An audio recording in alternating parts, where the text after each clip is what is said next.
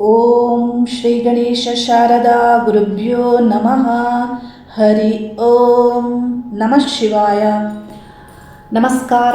ನಾನು ಜ್ಯೋತಿಷ್ಯ ವಿದ್ಯಾರತ್ನ ಆಚಾರ್ಯ ಶ್ರೀಮತಿ ಸುಗುಣ. ಆಗಸ್ಟ್ ಮಾಸದಲ್ಲಿ ಗ್ರಹಗಳ ಸ್ಥಿತಿ ಸಂಚಾರ 12 ರಾಶಿಗಳಿಗೆ ಗೋಚಾರ ಫಲಗಳನ್ನು ತಿಳಿಸ್ತಾ ಇದ್ದೇನೆ. ಆಗಸ್ಟ್ ಮಾಸವು ಆಷಾಢ ಮಾಸಕ್ಕೆ ಕೊನೆಯನ್ನು ನೀಡಿ ಶ್ರಾವಣ ಮಾಸಕ್ಕೆ ಆರಂಭವನ್ನು ನೀಡುವುದಾಗಿದೆ. ಆಗಸ್ಟ್ ಮಾಸದಲ್ಲಿ ನಾವು ಬಹಳಷ್ಟು ವಿಶೇಷತೆಗಳು, ಆಚಾರ ವಿಚಾರಗಳನ್ನು ತಿಳಿಯಬಹುದು. ಆಷಾಢ ಮಾಸದಲ್ಲಿ ಶುಕ್ರವಾರಗಳಂದು ದೇವಿ ಪೂಜೆ ವಿಶೇಷ ಆದರೆ, ಶ್ರಾವಣ ಮಾಸದಲ್ಲಿ ಶ್ರಾವಣ ಶನಿವಾರಗಳಂದು ವಿಷ್ಣು ಪೂಜೆ ವಿಶೇಷ ಆಗಿದೆ ಮತ್ತು ಶ್ರಾವಣ ಸೋಮವಾರಗಳಂದು ಶಿವಪೂಜೆಯು ವಿಶೇಷ ಆಗಿದೆ.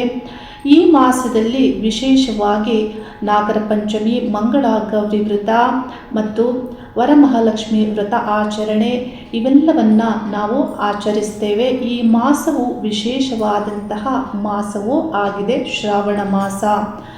ಆಗಸ್ಟ್ ಮಾಸದಲ್ಲಿ ಗ್ರಹಗಳ ಗೋಚಾರ ಸಂಚಾರ ಸ್ಥಿತಿ ಫಲಗಳನ್ನು ತಿಳಿದುಕೊಳ್ಳುವ ಮೊದಲು ಹಿಂದಿನ ಮಾಸಗಳಲ್ಲಿ ದೇವತಾ ಶಕ್ತಿಯ ಸಂಬಂಧಪಟ್ಟಂತೆ ಕೆಲವು ವಿಷಯಗಳ ಮಾಹಿತಿಯನ್ನು ನಾನು ನಿಮಗೆ ತಿಳಿಸಿದ್ದೆ. ಅದರ ಸಂಬಂಧಪಟ್ಟಂತೆ ಈ ಮಾಸದಲ್ಲಿ ಕೆಲವು ಮಾಹಿತಿಗಳನ್ನು, ಅನುಭವದಲ್ಲಿ ಇರುವಂತಹ ವಿಷಯವನ್ನು ನಾನು ತಿಳಿಸ್ತಾ ಇದ್ದೇನೆ. ಕಳೆದ 15-20 ದಿನಗಳ ಹಿಂದೆ ಬಂದಂತಹ ವ್ಯಕ್ತಿಗಳಲ್ಲಿ ನಾನು ಗಮನಿಸಿದಂತಹ ವಿಷಯಗಳ ಬಗ್ಗೆ ನಾನು ತಿಳಿಸ್ತಾ ಇದ್ದೇನೆ. ಕೆಲವು ಸಂದರ್ಭದಲ್ಲಿ ಕೆಲವರು ದೇವಕೋಪಕ್ಕೆ ಒಳಗಾಗ್ತಾರೆ. ದೇವಕೋಪ ಯಾಕೆ, ಹೇಗೆ ಬರುತ್ತೆ ಅನ್ನೋದನ್ನು ನೀವಿಲ್ಲಿ ತಿಳಿಬೇಕು.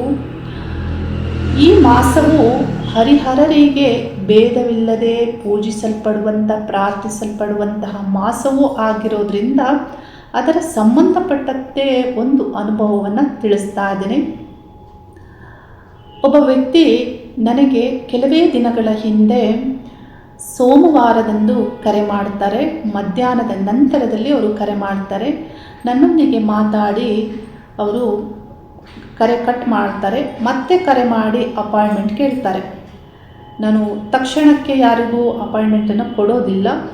ಆದರೆ ಆ ವ್ಯಕ್ತಿಯ ಮಾಡಿದಂತಹ ಆ ಕಾಲ ಮತ್ತು ಆ ವಾರವನ್ನು ನೋಡಿ ನೀವು ನಾಳೆ ಬನ್ನಿ ಅನ್ನೋದನ್ನು ನಾನು ತಿಳಿಸ್ತೇನೆ. ಅವರು ಬರುವ ದಿನ ಮಂಗಳವಾರ ಆಗಿರುತ್ತೆ. ಅವರ ಬೇರೆ ಯಾವ ಡೀಟೇಲ್ಸ್ ಗೊತ್ತಿರೋದಿಲ್ಲ, ಹೆಸರು ಮತ್ತು ಸ್ಥಳ ಮಾತ್ರ ಗೊತ್ತಿರುತ್ತೆ. ಬೆಂಗಳೂರಿಂದ ಬಂದಿರ್ತಾರೆ. ಆ ವ್ಯಕ್ತಿಯ ಡೇಟ್ ಆಫ್ ಬರ್ತ್ ಕೂಡ ನನಗೆ ಅವರು ಕೊಟ್ಟಿರೋದಿಲ್ಲ, ಹೊಸ ಪರಿಚಯ ಆಗಿರುತ್ತೆ. ಆ ವ್ಯಕ್ತಿ ಬರುವಾಗ ಫಲ, ಪುಷ್ಪ, ತಾಂಬೂಲ ಸಹಿತವಾಗಿ ಮಂಗಳ ವಸ್ತುಗಳನ್ನು ಹಿಡಿದು, ಅರಿಶಿನ, ಕುಂಕುಮ, ಬಳೆ, ವಸ್ತ್ರಗಳನ್ನು ಹಿಡಿದು ನನ್ನ ಕಚೇರಿಯನ್ನು ಪ್ರವೇಶ ಮಾಡ್ತಾರೆ. ಬಂದಂತಹ ಆ ವ್ಯಕ್ತಿ ನನ್ನ ಮುಂದೆ ಕುಳಿತುಕೊಳ್ತಾರೆ. ಮೊದಲ ಹಂತದಲ್ಲಿ ಪ್ರಾರ್ಥನೆಗೆ ನಾನು ಮುಂದಾಗ್ತೇನೆ. ದೇವತಾ ಪ್ರಾರ್ಥನೆಯನ್ನು ಮಾಡುವಂತಹ ಆ ಕಾಲದಲ್ಲಿ ಅವರ ಹಿಂದೆ ನನಗೆ ದೃಶ್ಯ ಕಾಣುತ್ತೆ. ಆ ದೃಶ್ಯ ನನಗೆ ಅವರು ಹೊತ್ತು ತಂದಂತಹ ಭಾಗ್ಯವೂ ಆಗಿರುತ್ತೆ. ಏಕಕಾಲದಲ್ಲಿ ಶ್ರೀ ಮಹಾವಿಷ್ಣು ಮತ್ತು ಶಿವ ಇಬ್ಬರನ್ನ ಸರಿಸಮಾನವಾಗಿ ಅವರ ಹಿಂದೆ ನಾನು ನೋಡ್ತೇನೆ. ನನಗೆ ಸ್ವಲ್ಪ ದ್ವಂದ್ವ ಆಗುತ್ತೆ. ಏಕೆಂದರೆ ಸಾಮಾನ್ಯವಾಗಿ ಒಂದು ದೇವತೆಗಳು ಬಂದಾಗ ನಮಗೆ ಅವರ ಇಷ್ಟ ದೇವರು, ಕುಲದೇವರು, ಮನೆ ದೇವರು ಹೀಗೆ ಕ್ಲಾರಿಟಿ ಸಿಗುತ್ತೆ. ಸರಿಸಮಾನವಾಗಿ 2 ದೇವತೆಗಳು ಬಂದು ನಿಲ್ಲುವಾಗ ನಾನು ಕಣ್ಣು ತೆರೆದು ಅವರನ್ನು ಪ್ರಶ್ನಿಸ್ತೇನೆ. ಈ ರೀತಿ ಕಾಣಿಸ್ತಾ ಇದ್ದಾರೆ, ಇಬ್ಬರೂ ದೇವತೆಗಳು ಸರಿಸಮಾನವಾಗಿ ಸರಿಯಾದಂತಹ ಒಂದೇ ಲೈನಲ್ಲಿ ನಿಲ್ಲುತ್ತಾ ಇದ್ದಾರೆ ಅಂತ ಹೇಳ್ತೇನೆ. ಆಗ ಅವರು ಹೇಳ್ತಾರೆ, ನೀವು ನೋಡಿದ್ದು ಸರಿಯಾಗಿದೆ. ಅವರಿಬ್ಬರು ನಮ್ಮ ಮನೆ ದೇವರು ಹರಿಹರೇಶ್ವರ ಅಂತ ಹೇಳ್ತಾರೆ. ಬಹಳ ಸಂತೋಷ ಆಗುತ್ತೆ. ಹರಿಹರರನ್ನು ನೋಡಿದಂತಹ ಭಾಗ್ಯ ನನ್ನದು. ಆ ಸೆಕೆಂಡ್ಸಲ್ಲಿ ಶಿವ ಸ್ವಲ್ಪ ಟರ್ನ್ ಮಾಡಿ ಮುಖವನ್ನು ತಿರುಗಿಸ್ತಾರೆ. ಮತ್ತೆ ನಾನು ಅವರಿಗೆ ಹೇಳ್ತೇನೆ, ಶಿವ ಹೀಗೆ ತಿರುಗುತ್ತಿರುವುದಕ್ಕೆ ಕಾರಣ ಏನು ಅಂತ ಕೇಳ್ತೇನೆ ಅವರಿಗೆ. ಅವರು ಹೇಳ್ತಾರೆ, ಯಾವಾಗಲೂ ಸಂಕಲ್ಪ ಮಾಡಿ ಎಲ್ಲ ಕೆಲಸ ಕಾರ್ಯಗಳನ್ನು ಮಾಡ್ತೇನೆ, ಎಲ್ಲಿಗೆ ಹೋಗಬೇಕಾದ್ರೂ ಶಿವನಿಗೆ ಪ್ರಾರ್ಥಿಸಿ ಹೋಗ್ತೇನೆ, ಆದರೆ ಇವತ್ತು ನಾನು ಮಾಡಿಲ್ಲ, ನನಗೆ ಬೇಸರವಿದೆ ಅನ್ನೋದನ್ನು ತಿಳಿಸ್ತಾರೆ. ದೇವರ ಬಗ್ಗೆಯೇ ಇವರಿಗಿರುವಂತಹ ಬೇಸರವನ್ನು ಅವರು ತಿಳಿಸ್ತಾರೆ. ಇದಕ್ಕೆ ಕಾರಣ ಏನು ಅನ್ನೋದನ್ನು ಅವರು ತಿಳಿಸ್ತಾರೆ ನನಗೆ. ನೋಡಿ, ಇಲ್ಲಿ ಆ ದೇವರಿಗೆ ಆದಂತಹ ಒಂದು ಬೇಸರ, ಅಲ್ಲಿ ಏನಾಗುತ್ತೆ, ಆ ದೇವಕೋಪಕ್ಕೂ ಕಾರಣ ಆಗುತ್ತೆ. ಅವರು ತಿಳಿಸ್ತಾರೆ, ಅವರ ಹಿಂದಿನ ವರ್ಷಗಳಲ್ಲಿ, ಕೆಲವು ವರ್ಷಗಳ ಹಿಂದೆ ಅವರಿಗಿದ್ದಂತಹ ಮಹತ್ವದ ಗುರಿ ಏನು ಅಂದರೆ, ಒಂದು ಒಳ್ಳೆಯ ಕೇಂದ್ರವನ್ನು ಆರಂಭಿಸಿ ಜನರಿಗೆ ಅನುಕೂಲ ಆಗುವಂತೆ ಅನ್ನದಾನವನ್ನು ಮಾಡಬೇಕು ಮತ್ತು ಆಧ್ಯಾತ್ಮಿಕವಾಗಿ ಗುರುತಿಸಿಕೊಳ್ಳುವಂಥ ವ್ಯಕ್ತಿಗಳು ಅಲ್ಲಿ ವಾಸ ಇರಬೇಕು, ಮಠ ಆಶ್ರಮದಂತೆ ನಿರ್ಮಾಣ ಮಾಡಬೇಕು ಅನ್ನುವಂತಹ ಆ ಮಹತ್ವಾಕಾಂಕ್ಷೆಯಿಂದ ಅವರು ಕೆಲವು ವರ್ಷಗಳ ಹಿಂದೆ ಅದನ್ನು ಆರಂಭಿಸ್ತಾರೆ. ಬೆಂಗಳೂರಿನ ಹೆಸರುಘಟ್ಟ ರೋಡ್ನಲ್ಲಿ ಆರಂಭಿಸ್ತಾರೆ. ಆರಂಭಿಸಿದಂತಹ ಆ ಸ್ಥಾನಕ್ಕೆ ನೋಡಿ, ಅಲ್ಲಿ ಏನೇ ನಡಿಬೇಕು ಅಂದರೂ ಒಬ್ಬರು ಗುರು ಬೇಕಾಗ್ತಾರೆ. ಹಾಗಾಗಿ ಒಬ್ಬ ವ್ಯಕ್ತಿಯನ್ನು ಗುರುವನ್ನಾಗಿ ನೇಮಕ ಮಾಡ್ತಾರೆ. ಅವರು ಸನ್ಯಾಸಿಯ ವಸ್ತ್ರಧಾರಣೆಯನ್ನು ಮಾಡುವಂತೆ ನಾನು ಚಿತ್ರಣಗಳಲ್ಲಿ ಅವರು ತೋರಿಸಿದಾಗ ನಾನು ನೋಡಿರುವಂಥದ್ದು. ನೋಡಿ, ಇದು ನಡೀತಾ ಇರುತ್ತೆ. ಅಲ್ಲಿ ಕೆಲವು ವಿಷಯಗಳಲ್ಲಿ ಅವರಿಗೆ ಸರಿ ಬರೋದಿಲ್ಲ. ಆಗ ಕೆಲವು ವರ್ಷಗಳ ನಂತರ ಅದನ್ನು ನಿಲ್ಲಿಸಬೇಕಾಗಿ ಬರುತ್ತೆ. ಅಲ್ಲಿದ್ದಂತಹ ಮುಖ್ಯ ವಸ್ತುಗಳನ್ನು ತಂದು ಮನೆಯಲ್ಲಿ ಇರಿಸ್ತಾರೆ. ಆ ಸ್ಥಳವನ್ನು, ಆ ಪ್ರಾಪರ್ಟಿ ಏನಿರುತ್ತೆ, ಆ ಬಿಲ್ಡಿಂಗ್ ಏನು ಮಾಡಿರ್ತಾರೆ, ಅದನ್ನು ಅವರು ಮಾರಾಟವನ್ನು ಮಾಡ್ತಾರೆ. ಆ ವ್ಯಕ್ತಿಗೆ ಹೇಳ್ತಾರೆ, ಕೆಲವು ವಿಷಯಗಳು ಸರಿ ಬರದ ಕಾರಣ, ನೀವು ಬದಲಾಗದೆ ಇರುವುದಕ್ಕೆ ಕಾರಣ, ಈ ಕಾರಣದಿಂದಾಗಿ ಇದನ್ನು ನಾನು ನಿಲ್ಲಿಸ್ತಾ ಇದ್ದೇನೆ, ನೀವು ನಿಮ್ಮ ಜೀವನವನ್ನು ನೋಡಿಕೊಳ್ಳಿ ಅಂತ. ನೋಡಿ, ಅಲ್ಲಿ ಕ್ರಿಯೇಟ್ ಆದಂತಹ ಎನರ್ಜಿ, ಇದನ್ನು ನೀವು ತಿಳಿಬೇಕು. ಅಲ್ಲಿ ದೇವತಾ ಬೇಸರ, ದೇವತಾ ಕೋಪಕ್ಕೆ ಇದು ಕಾರಣ ಆಗುತ್ತೆ. ವ್ಯಕ್ತಿಗಳ ದೋಷ ಏನು ಮಾಡೋದು? ಈ ಕಲಿಯುಗದಲ್ಲಿ ವ್ಯಕ್ತಿಗಳನ್ನು ಆಯ್ಕೆ ಮಾಡುವಾಗ ಬಹಳಷ್ಟು ಜಾಗರೂಕತೆಯನ್ನು ನೀವು ತೆಗೆದುಕೊಳ್ಬೇಕಾಗತ್ತೆ. ಒಂದು ಸಂಸ್ಥೆ ಅಂತ ಬಂದಾಗ ಅಲ್ಲಿ ಪಾರ್ಟ್ನರ್ಸ್ ಇರ್ತಾರೆ. ಆ ಪಾರ್ಟ್ನರ್ಸ್ ಪ್ರತಿಯೊಬ್ಬರಲ್ಲಿಯೂ ಸ್ವಾರ್ಥ ಭಾವನೆ ಇರುತ್ತೆ, ಕಾಂಪಿಟೇಟಿವ್ ಆಗಿ ಇರ್ತಾರೆ. ಅಲ್ಲಿ ಕಳ್ಳರೇ ಇರಬಹುದು, ಕಾಮುಕರೇ ಇರಬಹುದು. ನೋಡಿ, ಇಂಥೆಲ್ಲ ವಿಷಯಗಳಿಂದ ಈ ಕಾಲದಲ್ಲಿ ಒಂದು ಮಠವನ್ನು ನಡೆಸುವುದು, ಒಂದು ಮಂದಿರವನ್ನು ನಡೆಸುವುದು, ಒಂದು ವಿದ್ಯಾಸಂಸ್ಥೆಯನ್ನು ನಡೆಸುವುದು, ಇದೆಲ್ಲವೂ ಒಂದು ರೀತಿಯ ಕಠಿಣವೇ ಆಗಿದೆ. ಈ ಕಾಲದಲ್ಲಿ ಅಲ್ಲಲ್ಲಿ ನಾವು ವಿಷಯಗಳನ್ನು ನೋಡ್ತಾ ಇದ್ದೇವೆ. ಈ ಕಾರಣದಿಂದ ಅವರು ಅದನ್ನು ನಿಲ್ಲಿಸ್ತಾರೆ. ನೋಡಿ, ಹೀಗಾಗಿ ಆ ದೇವತೆ ಬೇಸರಗೊಂಡಿರುವಂಥದ್ದು. ಇಲ್ಲಿ ಈ ವಿಷಯ ಏನೇ ಆಗಿದ್ದರೂ ನೀವು ವ್ಯಕ್ತಿಗಳನ್ನು ಹೇಗೆ ಆಯ್ಕೆ ಮಾಡಿಕೊಳ್ಬೇಕು ಅನ್ನೋದು ನಿಮಗೆ ಆ ಗಮನ ಇರಬೇಕಾಗುತ್ತೆ, ಸರಿಯಾದ ಗಮನ. ಬೆಳೆವ ಸಿರಿ ಮೊಳಕೆಯಲ್ಲಿ ನೋಡಿ, ನಾವು ಹೇಳಿ ಕೇಳಿ ದೊಡ್ಡವರಾದ ಮೇಲೆ ಬರುವಂತಹ ವಿಷಯ ಭಕ್ತಿ ಅಲ್ಲ, ಅಖಂಡ ಜ್ಞಾನ, ವಿದ್ಯಾಯೋಗ.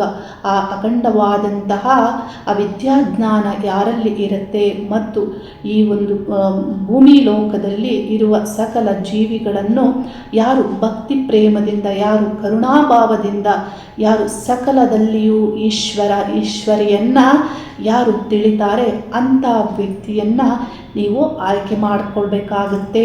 ಅಂದರೆ ನೋಡಿ, ಅಲ್ಲಿ ಕಾಮವೇ ನಿರ್ಮಾಣ ಆಗೋದಿಲ್ಲ, ಅಲ್ಲಿ ಭೇದವೇ ನಿರ್ಮಾಣ ಆಗೋದಿಲ್ಲ, ಅಲ್ಲಿ ಸ್ವಾರ್ಥವೇ ನಿರ್ಮಾಣ ಆಗೋದಿಲ್ಲ.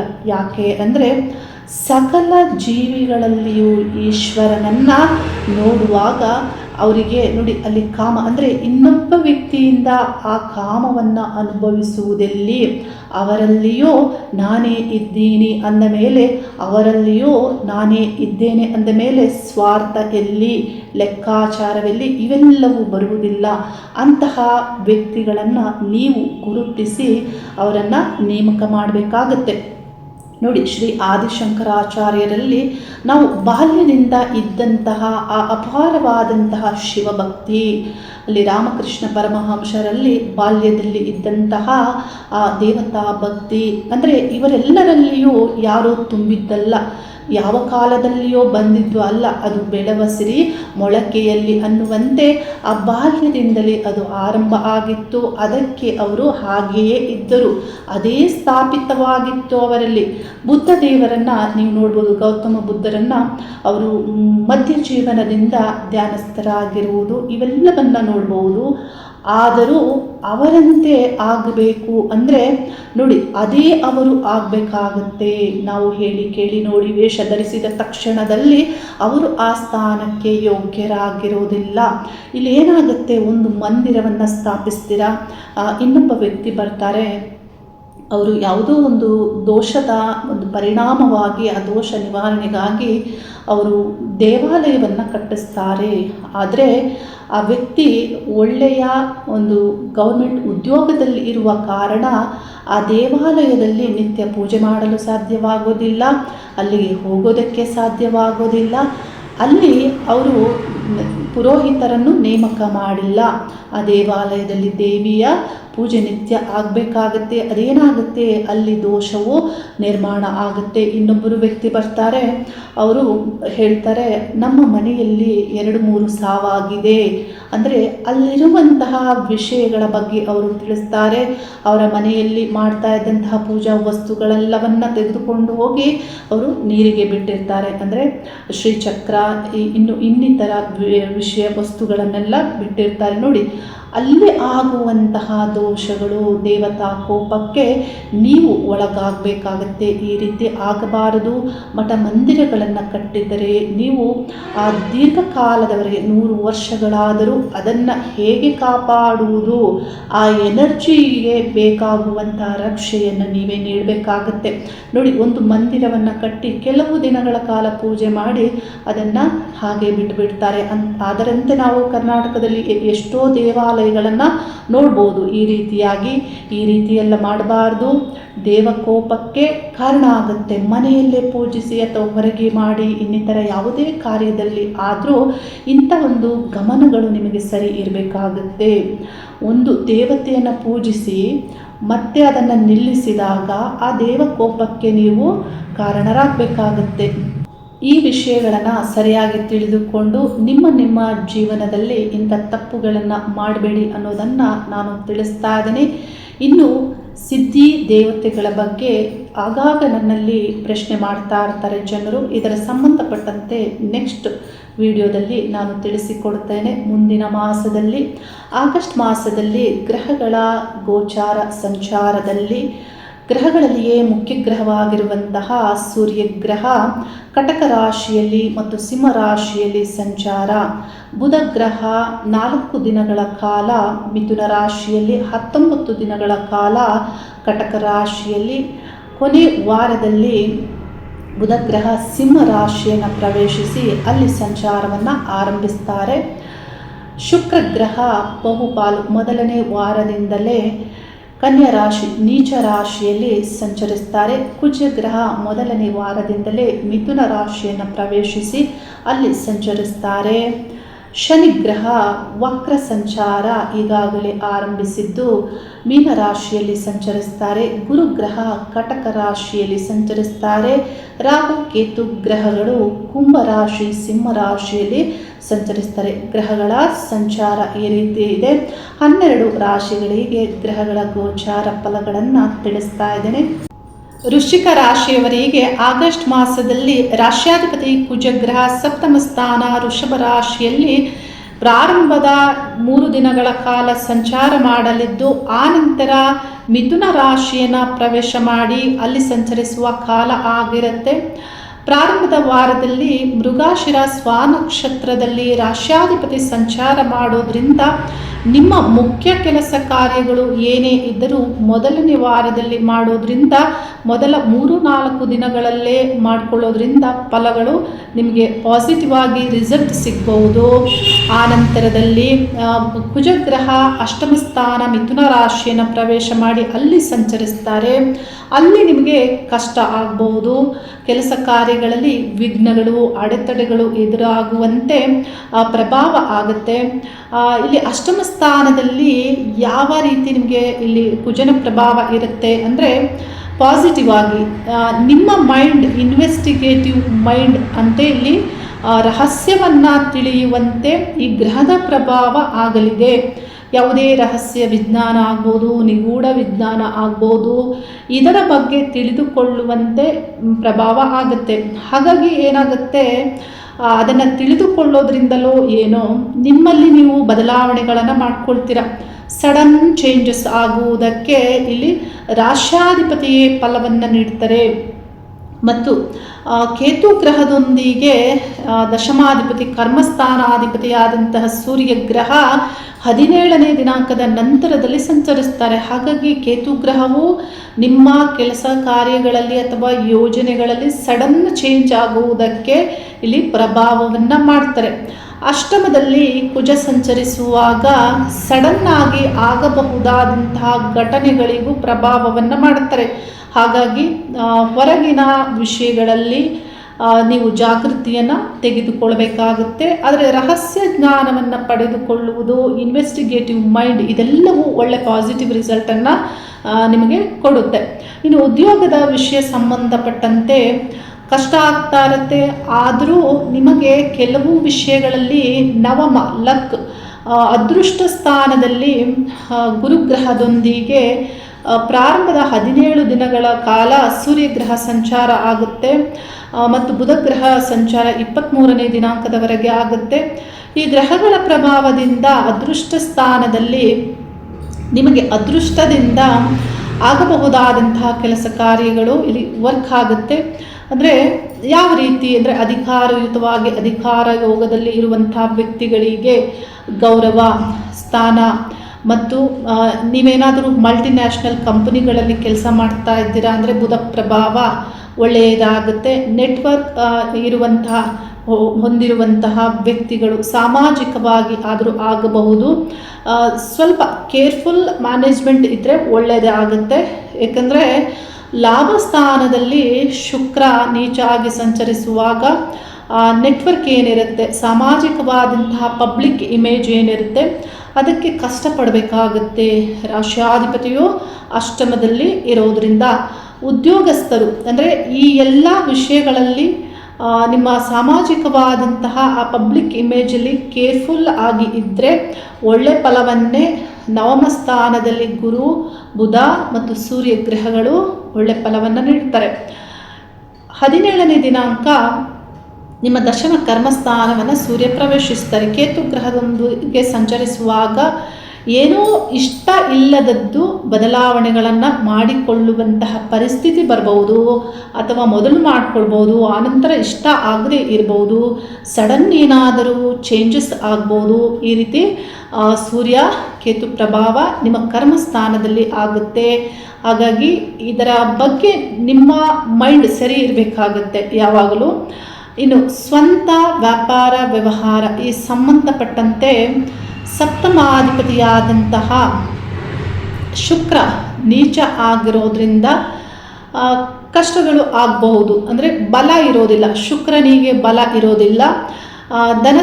ಧನಸ್ಥಾನಾಧಿಪತಿಯಾದಂತಹ ಧನ ಬರುವುದಕ್ಕೆ, ಹಣ ಬರುವುದಕ್ಕೆ ಗುರುಗ್ರಹ ಒಳ್ಳೆ ಪ್ರಭಾವವನ್ನು ಮಾಡ್ತಾರೆ.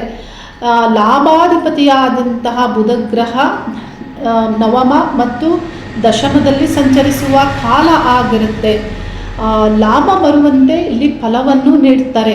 ಕುಜಗ್ರಹ ಅಷ್ಟಮದಿಂದ ದ್ವಿತೀಯ ಸ್ಥಾನವನ್ನು, ಧನಸ್ಥಾನವನ್ನು ವೀಕ್ಷಣೆ ಮಾಡೋದ್ರಿಂದ ಹಣಕ್ಕಾಗಿ ನೀವು ಶ್ರಮಿಸುವಂತೆ, ಸಡನ್ನಾಗಿ ಬರಬಹುದಾದಂತಹ ಹಣ ಅಂದರೆ ಕೆಲವರಿಗೆ ಇನ್ಶೂರೆನ್ಸ್ ಹಣ ಆದರೂ ಬರಬಹುದು.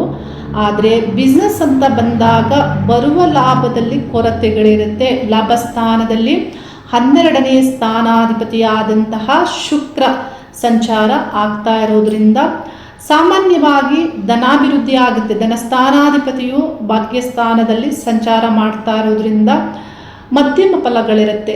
ಆದರೆ ಕೆಲಸ ಕಾರ್ಯಗಳು ನಿಮಗೆ ಒತ್ತಡಕ್ಕೆ ಒಳಗಾಗುವಂತೆ, ಜವಾಬ್ದಾರಿ ಹೆಚ್ಚಿರುವಂತೆ ವೃಶ್ಚಿಕ ರಾಶಿಯವರಿಗೆ ಪ್ರಭಾವ ಇದೆ. ಅಷ್ಟಮದಲ್ಲಿ ರಾಶ್ಯಾಧಿಪತಿ ಸಂಚಾರ ಕೆಲವೊಮ್ಮೆ ಏನಾಗುತ್ತೆ, ಭಯಕ್ಕೆ ಒಳಗಾಗ್ಬೋದು, ನೀವು ಆತಂಕಕ್ಕೆ ಒಳಗಾಗುವಂತಹ ಪರಿಸ್ಥಿತಿಯು ಬರಬಹುದು. ಸೇವಾ ವೃತ್ತಿಯನ್ನು ಮಾಡುವಂತಹ ಒಬ್ಬರ ಕೈ ಕೆಳಗೆ ಕೆಲಸ ಮಾಡುವಂತಹ ವ್ಯಕ್ತಿಗಳಿಗೆ ಕುಜ ಅಷ್ಟಮ ಸ್ಥಾನದಲ್ಲಿ ಸಂಚಾರ ಮಾಡೋದ್ರಿಂದ ನಿಮಗೂ ಫಲಗಳು ಕಷ್ಟ ಇರುತ್ತೆ, ವೃತ್ತಿ ನಿಮಗೂ ಕಷ್ಟ ಆಗ್ತಾ ಇರುತ್ತೆ. ಇನ್ನು ಶನಿ ಗ್ರಹ ಈ ಮಾಸದಲ್ಲಿ ವಕ್ರ ಸಂಚಾರ ಈಗಾಗಲೇ ಆರಂಭ ಮಾಡಿರೋದ್ರಿಂದ ಭೂಮಿ ಸಂಬಂಧಪಟ್ಟಂತೆ, ವಾಹನ ಸಂಬಂಧಪಟ್ಟಂತೆ ದೊಡ್ಡದಾಗಿ ಏನಾದರೂ ಆಸ್ತಿಯನ್ನು ನೋಡಬೇಕು, ದೊಡ್ಡ ನಿರ್ಧಾರಗಳನ್ನು ತೆಗೆದುಕೊಳ್ಬೇಕು ಅಂದರೆ ಈ ಮಾಸ ಅಷ್ಟು ಯೋಗದ ಮಾಸ ಆಗಿರೋದಿಲ್ಲ. ಏಕೆಂದರೆ ಲಾಭಸ್ಥಾನದಲ್ಲಿಯೂ ಶುಕ್ರ ನೀಚ ಆಗಿರೋದ್ರಿಂದ ದೊಡ್ಡ ದೊಡ್ಡ ಕೆಲಸಗಳಿಗೆ ಕೈ ಹಾಕಬೇಡಿ. ನಿಮ್ಮ ವ್ಯವಹಾರಗಳು ದಿನನಿತ್ಯ ಏನೇನು ನಡೀತಾ ಇರುತ್ತೆ ಅಂಥದ್ದನ್ನು ಮುಂದುವರಿಸಿ. ಆದರೆ ಇಲ್ಲಿ ಚತುರ್ಥ ಸ್ಥಾನವನ್ನು ಶನಿ ವಕ್ರದಿಂದ ದೃಷ್ಟಿಸೋದ್ರಿಂದ ಆ ಸ್ಥಾನದಲ್ಲಿ ಈಗಾಗಲೇ ರಾಹು ಸಂಚಾರ ಆಗ್ತಾ ಇರೋದ್ರಿಂದ ದೊಡ್ಡ ದೊಡ್ಡ ಕೆಲಸ ಕಾರ್ಯಗಳಿಗೆ ಇಲ್ಲಿ ಅಶುಭವನ್ನು ಈ ಗ್ರಹಗಳು ನೀಡ್ತಾರೆ. ವಾಹನವನ್ನು ತೆಗೆದುಕೊಳ್ಬೇಕು, ಮುಂದಕ್ಕೆ ಹಾಕಿ ಆಸ್ತಿ ತೆಗೆದುಕೊಳ್ಬೇಕು ಮುಂದಕ್ಕೆ. ಅಂದರೆ ಮುಂದಿನ ಮಾಸಗಳಲ್ಲಿ ಯಾವಾಗ ಯೋಗ್ಯ ಮಾಸವಾಗಿರುತ್ತೆ ಆ ಕಾಲದಲ್ಲಿ ನೀವು ತೆಗೆದುಕೊಳ್ಳಬಹುದು. ವಿದ್ಯಾರ್ಥಿಗಳಿಗೆ ಗುರು ನವಮದಲ್ಲಿ ಸಂಚಾರ ಮಾಡೋದ್ರಿಂದ ಈ ಮಾಸದಲ್ಲಿ ಕುಜಗ್ರಹದ ಪ್ರಭಾವ ಇದೆ. ರಾಶ್ಯಾಧಿಪತಿಯೇ ಅಷ್ಟಮಕ್ಕೆ ಹೋದಾಗ ನಿಮ್ಮ ಎನರ್ಜಿಯನ್ನು ನೀವು ರಕ್ಷೆ ಮಾಡಿಕೊಳ್ಬೇಕಾಗುತ್ತೆ. ಸ್ಟ್ರೆಸ್ಗೆ ಒಳಗಾಗಬೇಡಿ, ಭಯ ಆತಂಕಕ್ಕೆ ಒಳಗಾಗಬೇಡಿ. ಆರೋಗ್ಯದ ರಕ್ಷೆ ಆಗಲಿ ಮತ್ತು ಹೊರಗಿನ ನಿಮ್ಮ ಜರ್ನಿ ಏನೇ ಇರಬಹುದು, ಹೊರಗೆ ನೀವು ವೆಹಿಕಲಲ್ಲಿ ಹೋಗುವಾಗ ಮತ್ತು ರಾತ್ರಿ ಹೊತ್ತಲ್ಲಿ ಓಡಾಡುವಾಗ ಇದೆಲ್ಲದರ ಬಗ್ಗೆ ಕೇರ್ ತೆಗೆದುಕೊಳ್ಳಿ. ಮತ್ತು ದ್ವಿತೀಯ ಸ್ಥಾನವನ್ನು ಕುಜ ವೀಕ್ಷಣೆ ಮಾಡೋದ್ರಿಂದ ಕುಟುಂಬ ವಿಷಯದಲ್ಲಿ ಎಚ್ಚರಿಕೆಗಳನ್ನು ತೆಗೆದುಕೊಳ್ಳಿ. ಮಾತಾಡುವ ವಿಷಯದಲ್ಲಿ ಸಪ್ತಮಾಧಿಪತಿ ನೀಚ ಆಗಿರೋದ್ರಿಂದ ಪತಿ ಪತ್ನಿ ನಡುವೆ ಮಿಸ್ಅಂಡರ್ಸ್ಟ್ಯಾಂಡಿಂಗ್ ಇದ್ದೇ ಇರುತ್ತೆ. ಏನಾಗುತ್ತೆ, ಪರಸ್ಪರ ನಿರೀಕ್ಷೆಗಳು ಈಡೇರೋದಿಲ್ಲ. ಅಂದರೆ ಸಪ್ತಮಾಧಿಪತಿ ನೀಚ ಆಗಿರೋದ್ರಿಂದ ನಿರೀಕ್ಷೆಗಳು ಯಾವಾಗ ಈಡೇರೋದಿಲ್ಲ ಆವಾಗ ಮಿಸ್ಅಂಡರ್ಸ್ಟ್ಯಾಂಡಿಂಗ್ ಬಂದೇ ಬರುತ್ತೆ. ಮತ್ತು ಆರೋಗ್ಯ ಸಮಸ್ಯೆ ಪತಿಗೆ ಆಗ್ಬೋದು, ಪತ್ನಿಗೆ ಆಗ್ಬೋದು, ನಿಮ್ಮ ಸಂಗಾತಿಗೆ ಆರೋಗ್ಯ ಸಮಸ್ಯೆಗಳು ಬರಬಹುದು. ಪರಿಹಾರವಾಗಿ ನಿತ್ಯ ಸುಬ್ರಹ್ಮಣ್ಯ ದೇವರಿಗೆ ಕೆಂಪು ಹೂವನ್ನು ಅರ್ಪಣೆ ಮಾಡಿ. ಮತ್ತು ನಿಮ್ಮ ಭುಕ್ತಿ ಗ್ರಹ ಯಾವ ಭುಕ್ತಿ ಕಾಲ, ದಶಾಭುಕ್ತಿ ಕಾಲದಲ್ಲಿ ಯಾವ ಭುಕ್ತಿ ಗ್ರಹದ ಕಾಲ ನಡೀತಾ ಇದೆ ಅದಕ್ಕೆ ಆ ಅಭಿಮಾನ ದೇವತೆಗೆ ಪೂಜೆ ಮಾಡಿ ಮತ್ತು ಅದೃಷ್ಟದ ಬಣ್ಣವನ್ನು ಧಾರಣೆ ಮಾಡಿ. ವಾರದಲ್ಲಿ ಭಾನುವಾರ ದಿನ ನಾನು ಅಪ್ಲೋಡ್ ಮಾಡುವಂತಹ ವಾರದ ವಿಜಯ ವಿಡಿಯೋವನ್ನು ನೋಡಿ ನಿಮ್ಮ ಕೆಲಸ ಕಾರ್ಯಗಳಲ್ಲಿ ಸಕ್ಸಸ್ಸನ್ನು ಪಡೆದುಕೊಳ್ಳಿ. ಕುಟುಂಬ ಕಲಹ, ಪತಿ ಪತ್ನಿ ಕಲಹಗಳು, ಮಿಸ್ಅಂಡರ್ಸ್ಟ್ಯಾಂಡಿಂಗ್ ಏನೇ ಇದ್ದರೂ ಇದನ್ನು ಅವಾಯ್ಡ್ ಮಾಡಿ ಅನ್ನೋದನ್ನು ತಿಳಿಸುತ್ತಾ ಇಷ್ಟ ದೇವತ ಪ್ರಾರ್ಥನೆ ಮಾಡಿ. ಶುಭವಾಗಲಿ. ಹರಿ ಓಂ ನಮಃ ಶಿವಾಯ.